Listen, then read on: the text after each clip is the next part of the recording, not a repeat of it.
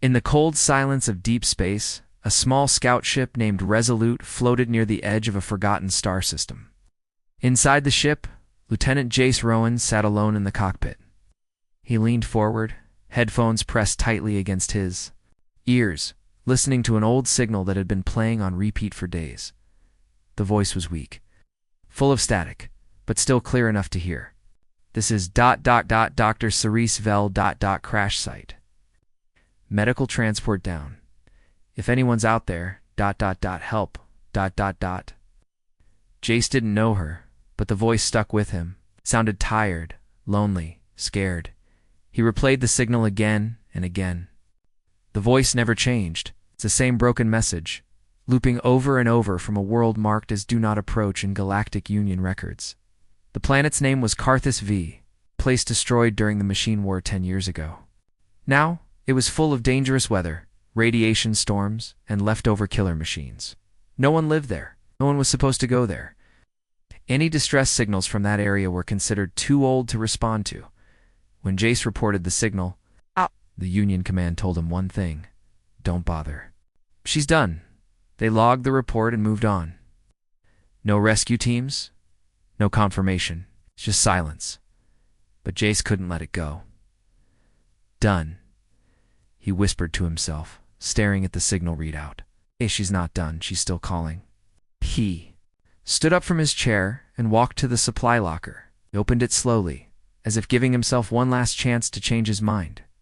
But his hands were already grabbing what he needed: a survival suit, med pack, and a portable signal booster. Later that night, Jace snuck into the hangar bay of the Resolute, climbed into a small dropship called the Arrowhead. It wasn't made for long trips, but it could get through a planet's atmosphere fast and low. He powered it up and the engines hummed softly as he prepared for launch. A voice came through the comms. It was Commander Felden, his superior officer. Lieutenant Rowan, you are not authorized for launch. Return to your post immediately. I can't do that, sir, Jace replied. There's someone alive down there. I'm going to get her, Lieutenant. That planet is a graveyard. You'll be throwing your life away. The signal is weeks old. She's gone. Jace paused. Then he said firmly, I don't leave people behind. And with that, he launched. The journey through space was rough. As he neared the atmosphere of Carthus V, lightning lit up the clouds like a broken storm lamp. Thunder cracked like explosions. Radiation warnings flashed across the controls, but Jace kept going. The dropship shook as it entered the clouds. Visibility dropped to almost zero. All Jace could see were flashes of light and broken mountains below. The land was gray, cracked, and full of metal ruins. The signal grew stronger. Please, help. Medical bay. Underground. Coordinates? 4-2. He entered the numbers quickly and changed course. Soon, he saw something, a large metal crater with broken ship parts scattered across it. The remains of a medical ship. Its hull was torn open, and fire had burned through its center. It looked like it had fallen from the sky hard. This must be it, Jace said. He landed the ship nearby and stepped out. The wind was strong. The air was heavy with dust and static. His helmet kept him safe, but the suit's warning lights blinked yellow. It wouldn't last long. He ran toward the wreck. The outside was broken, but the inside had parts still sealed. He pulled out a handheld scanner and followed the signal deeper inside. After moving through twisted halls and burned walls, he found a sealed door with emergency lights blinking red. The scanner beeped. Life sign detected. Jace dropped to his knees and started working on the door. It was jammed, but he forced it open using a power rod from his tool belt. Inside, lying inside a small stasis pod, was Dr. Cerise Vel Ann. Ilari Medik. Her blue skin was pale. Her eyes were closed. Tubes were attached to her arms, feeding her weak energy from the pod's nearly empty power core. Jace tapped the panel. The pod beeped slowly. She's still alive, he whispered.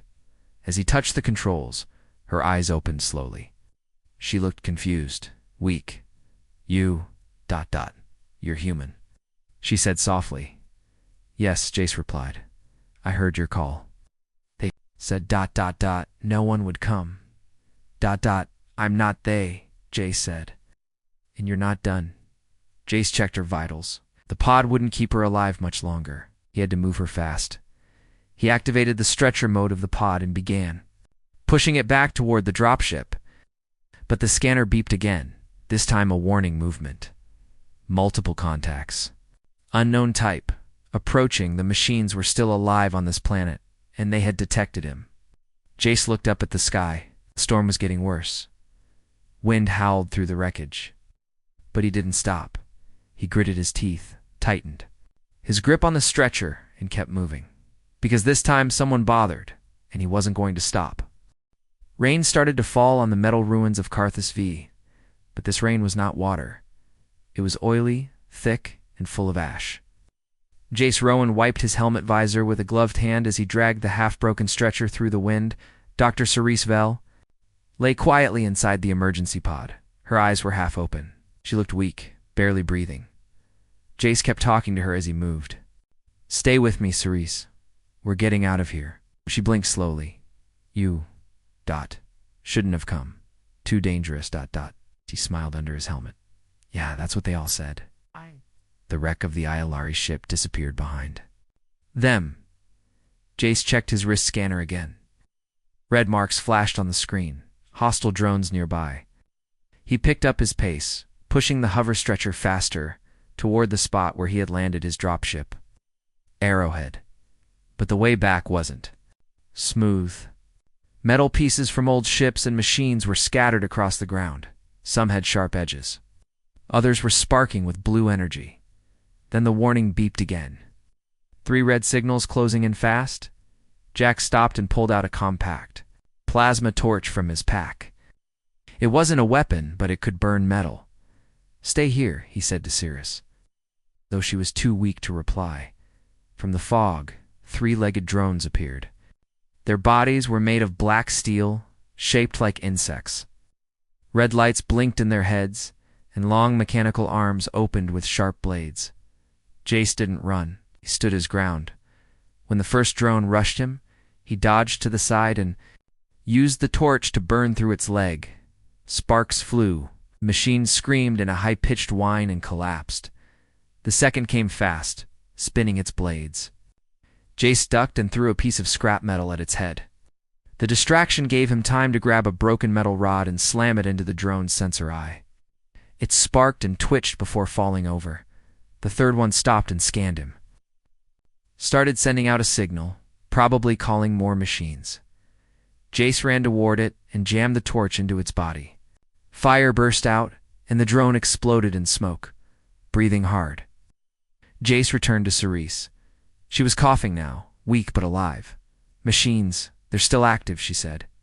Yeah, he replied. They don't like visitors. They reached the dropship, but it wasn't safe. One of the engines had been damaged by falling debris during the storm. Couldn't lift off. Jace entered the cockpit and checked the systems. Power was low.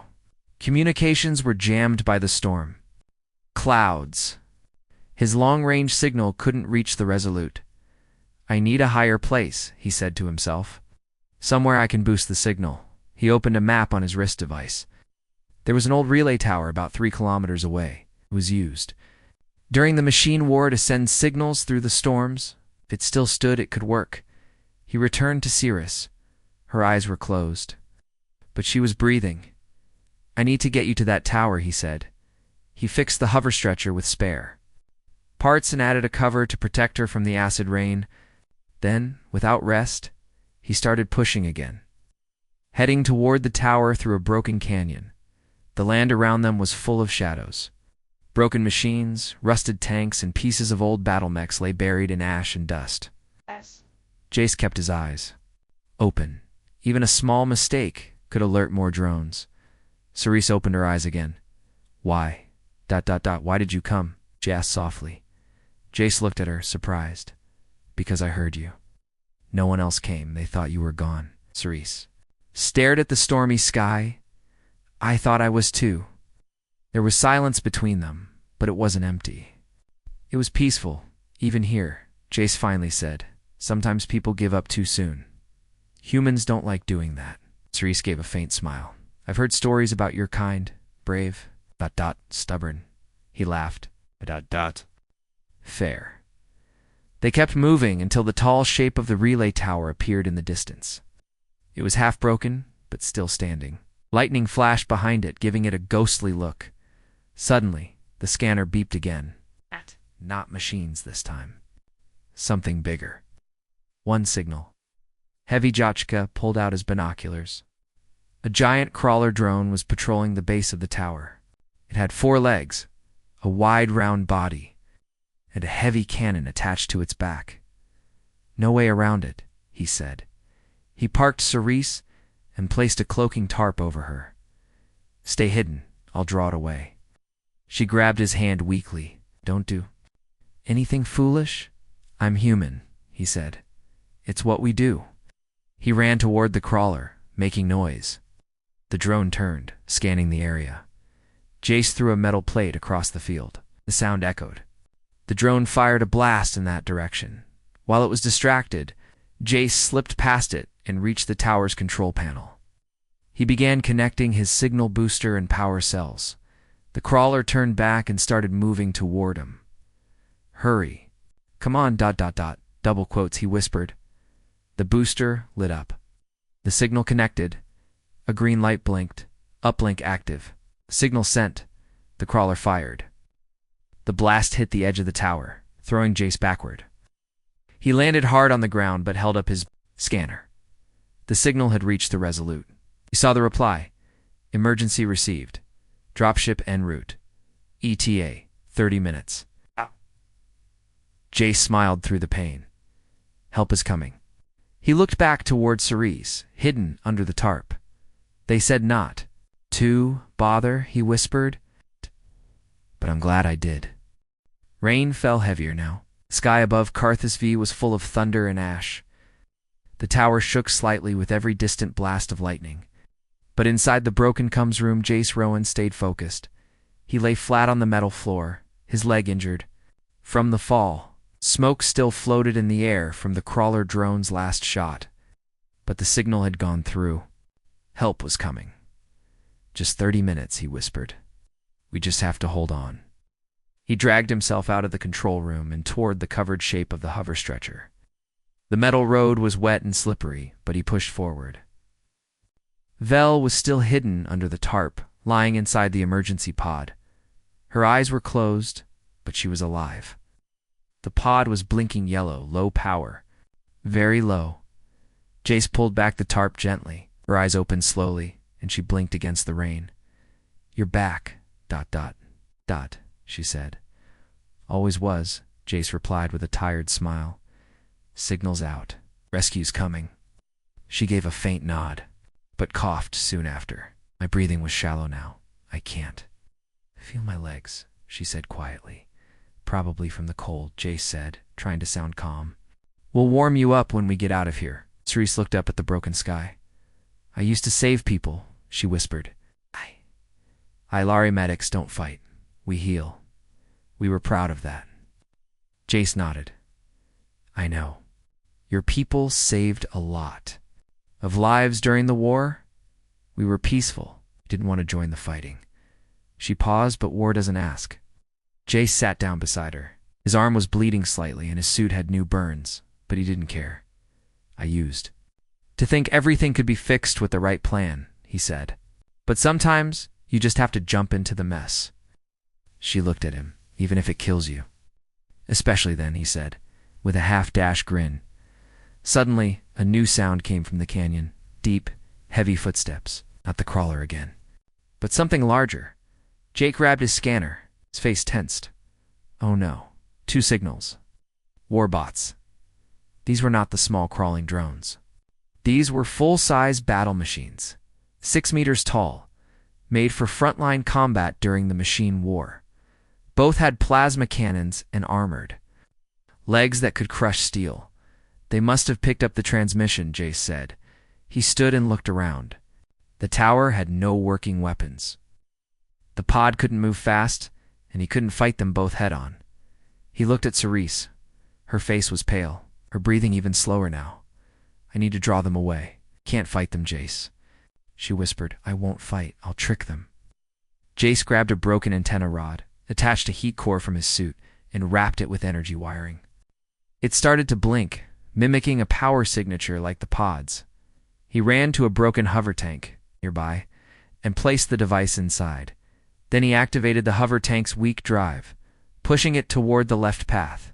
The warbots, seeing the fake signals, started moving in that direction. Jace quickly returned to Cerise and pushed the real stretcher down the right path, toward an old supply shelter built into the rock wall. Inside the shelter, the walls were lined with rusted containers and burned-out power cells. But it was safe for now. No wind, no drones, and hidden from above. He sealed the door behind him and sat beside Cerise again. How long? She asked weakly. 20 minutes, maybe less. Cerise looked at him with tired eyes. You risked everything? ... for me? Gave a small smile. That's what we do. Humans don't quit, even when it's crazy. I didn't think anyone would come. He nodded. They told me not to. They said you were gone. She blinked slowly. But you came anyway. I bothered. Outside. The storm roared louder. The fake signal exploded, drawing the attention of one of the bots. But the second bot started scanning for new energy traces. It was moving toward the shelter. Jace looked around quickly. He found a fusion cell half full. He turned to Cerise. I can't carry you far, but I can carry this. He opened the emergency pod and carefully lifted her out. Her body was light, fragile, and cold. He placed her near a dry wall and connected the fusion cell to a heat mat. Wrapping it around her, the warmth started to return to her skin. I'll lead the bot away, Jace said. Once it's gone, stay low. Help is coming. She reached for his hand. You've already done more than anyone ever could. He nodded, squeezed her hand gently, then turned and left the shelter. Jace ran outside and fired a flare into the air. The bright red light flew up, catching the attention of the bot. It turned and started chasing him. He ran through the ruins, dodging rubble and lightning strikes. His lungs burned, his leg ached, but he didn't stop. The bot followed him deeper into the broken fields. Then, through the clouds, he saw something beautiful. A ship. It was the Resolute's rescue dropper, flying low and scanning for signals. Jace fell to his knees and activated his emergency beacon. The ship moved toward the signal. He waved both arms, trying to stay awake. As he collapsed, he saw lights from the rescue team surrounding him. Back in the shelter, Cerise opened her eyes as the door slid open. A medical officer and 2 armored soldiers rushed inside. We've got her, one of them said. Cerise whispered. He bothered ... They looked confused, but nodded respectfully. They carried her out carefully. The storm began to fade. The rescue ship Silverwing hovered over the ruins of Carthus V. Its side doors opened wide as 2 medics carried Ceres Vell inside. Her breathing was weak, but steady. A blanket of warmth covered her, and soft lights filled the clean interior. She looked around slowly, eyes blinking at the brightness after so many dark days underground. JACE ... She whispered. Where is he? Asked one of the medics. Wasn't he with her? The soldier near the door scanned the ground below. Signal beacon is active, 300 meters away near the wrecks. The pilot's voice came through the intercom. We can't stay long. Storm's coming back. 5 minutes tops. Cerise tried to sit up but couldn't. Find him, she said with a cracked voice. Please. Lieutenant Jace Rowan lay between the remains of 2 broken machines. His helmet was cracked, his right arm was bleeding, and his suit's systems were shutting down. But his emergency beacon blinked next to him, a small green light of hope. He opened one eye as a shadow passed over him. The wind kicked up dust. As the Silverwing descended, 2 figures ran toward him in armor, calling his name. Lieutenant Rowan, we've got you. Jace tried to sit up, but pain shot through his chest. Don't. Leave her... He said. She's safe, the medic replied, placing a hand on his shoulder. She's on board. Jace closed his eyes with relief. They lifted him gently and carried him to the ship. The doors closed, just as the storm clouds thickened. Inside, Cerise saw him being laid onto a bed next to hers. His face was pale, his lips dry. "You came back," she said softly. Jace smiled barely. "Told you, humans don't quit." The medic applied a gel to Jace's wounds and began sealing his cuts. Another injected nanobot packs into his bloodstream. "We're losing altitude," the pilot shouted. "That crawler drone is firing." Again, suddenly, the ship rocked. A blast hit the side of the hull. Alarms began to beep. "We have a problem," the co-pilot said. "We can't escape the storm with that weapon active." Jace opened his eyes. "The crawler? Still operational?" "Yes," replied the soldier. "It's using the old battlefield's turret system. It's buried under the rocks, but fully functional." Cerise turned to Jace. "You shut down the relay tower. Can you do the same here?" Jace winced in pain. "Maybe. But I'll need to get closer out of the question," said the medic. "You need rest. You've lost too much blood." Jace shook his head slowly. "If we don't stop that turret, no one leaves this planet." The ship made an emergency landing near a rocky ridge. The storm above was growing. Red lightning lit the sky. The team unloaded fast. 2 soldiers, 1 engineer, Jace. Cerise still on a stretcher. "I'm coming too," Cerise insisted. Holding on to the edge of the stretcher. "You need rest," Jace said. "I can guide you," she replied. "I know the turret system. I used to treat soldiers injured by these machines." Jace hesitated, then nodded. Together, the team moved through a narrow canyon toward the turret's location. The wind howled through the rocks. The sound of distant machines echoed in the air. As they reached the turret site, they saw the metal head of the crawler bot rising from the ground. Its cannon turned slowly, scanning for targets. "It's connected to the old command core," Cerise said. "If we get inside, I can upload a shutdown code." Jace looked at the structure. "I'll go in. Cover me." The soldiers nodded and spread out. Firing decoy rounds to distract the crawler, Jace ran forward, reaching the hatch on the side of the machine. It sparked with old power. He pulled off the panel and began working with tools from his belt. Cerise, still on the stretcher behind cover, called out instructions. "Cut the yellow wire first. Then link the blue node to the green port." Jace followed her voice, ignoring the rain and the fire blasts around him. "Done," he shouted. Cerise quickly typed commands into her wristband, syncing it with the crawler's system. "Hold. Almost there. ... Just a few more seconds. ... The crawler turned its cannon toward Jace. Then silence. The machine's red eyes dimmed, its arms lowered. Power shut down completely. Jace stepped back and sighed with relief. The team returned to the ship.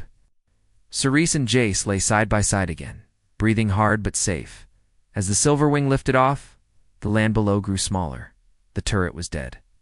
The storm passed behind them. Inside, one of the soldiers looked at Jace and said, "You really are stubborn." Jace chuckled. "It's a human thing." Cerise smiled softly. "And I'm glad you bothered." The silver wing cut through the dark clouds above Carthus V inside. The hum of the ship's engines mixed with quiet voices and the soft beeping of medical machines. Dr. Cerise Vell lay on a medical bed, slowly recovering. Her skin was no longer pale but carried a healthy blue glow. Jace Rowan rested beside her, bandaged and weak but alive. Cerise opened her eyes and looked at Jace. "You saved me. You didn't listen to them." Jace smiled faintly. "Humans don't give up."